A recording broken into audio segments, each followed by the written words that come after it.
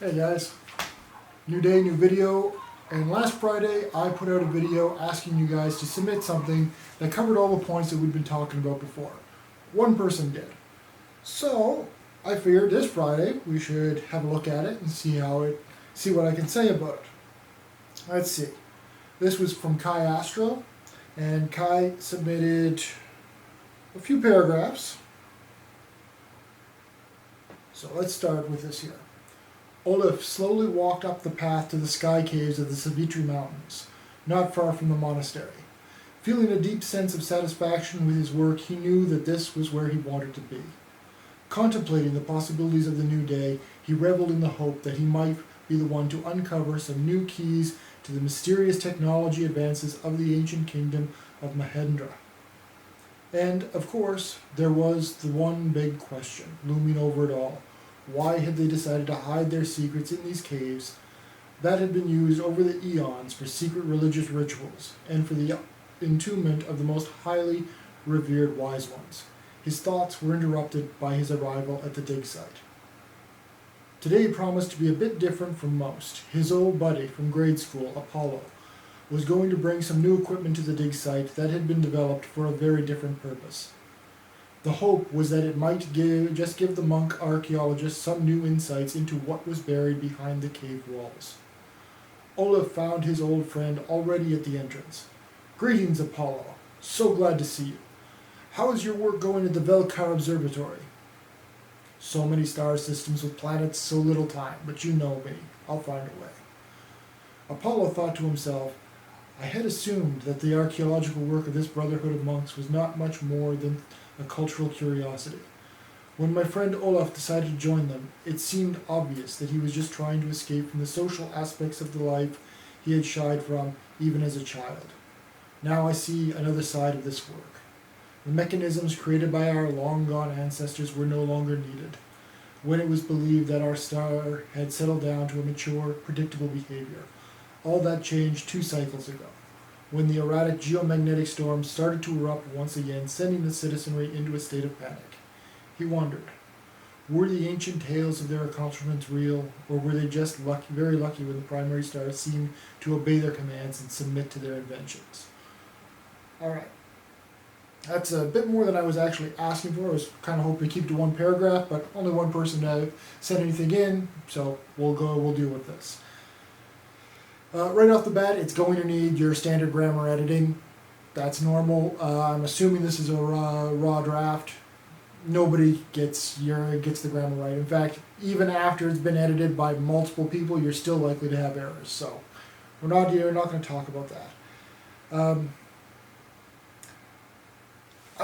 From what I'm looking at here, I would put some more information in about the monastery earlier in this setup. But it's hard to say for sure because it depends on how this is going to fall into your story. The idea of a monastery that's doing its own dig site is pretty interesting. You've got some decent world building that's going on here. Your characters, you've got one character that on the first read through, I'm a little interested in you're definitely setting up your character such that Olaf has some questions about him, and that's good. I mean, you're wondering why he joined this monastery, why he's part of this whole process, because it's pretty clearly hinted that he's from an upper level of society. Now, the setup is obviously that we're looking for ancient technology to solve a current problem in this world. I'm kind of curious as to what level of tech this world is at. It doesn't feel like it's Earth. It feels like we're talking about a very different world, very different cultures. Which is, if I'm right, then you've obviously done something correct. If this is supposed to be Earth, then you might want to adjust things a little bit because I'm feeling like I'm on a different world. Now, I do find the way that you've set up your speech and your thoughts to be a little bit awkward to read. Not so much awkward when I'm reading it out loud, but when I'm reading it off the off the screen, the grammar, not so much the grammar, but the stylistic approach that you've taken feels awkward. It could go much smoother, and that's what I think is the key thing that I would focus on here.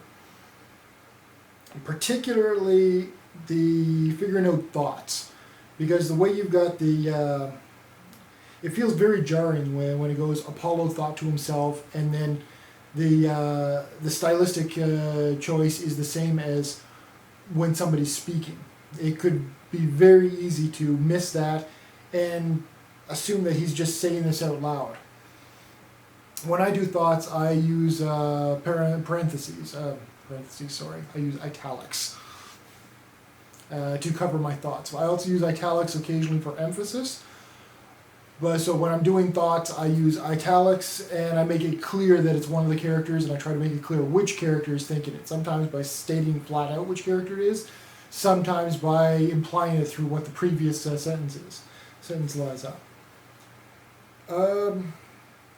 Beyond that, I would probably go a little bit more subtle on what they're hoping to get, because it feels that like it feels like you're being a little bit too ham-fisted with the setup, because it's really obvious that they're looking for ancient technology to fix the star, and you could lead into that a little bit more subtly, tease readers along, and get them interested in the puzzle first as opposed to the solution.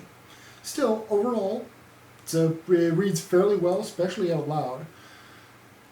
And you've got an interesting setup that sets up that it feels like it's a different world, it feels like it's a different culture. And these are all some of the more difficult things that some people have when they're writing. So, yeah, looks pretty good. Thanks for posting it. I hope that this has been useful for you. And yeah, well, if anybody else posts replies to this, I will continue to update. Like if somebody posts a reply to this one and puts another paragraph or whatever in this week, I will cover it next week. And I'll do that for the next little while anyway. All right, that's enough for today. Thanks for listening to me ramble on here. Keep writing. I hope everybody's okay. Cheers.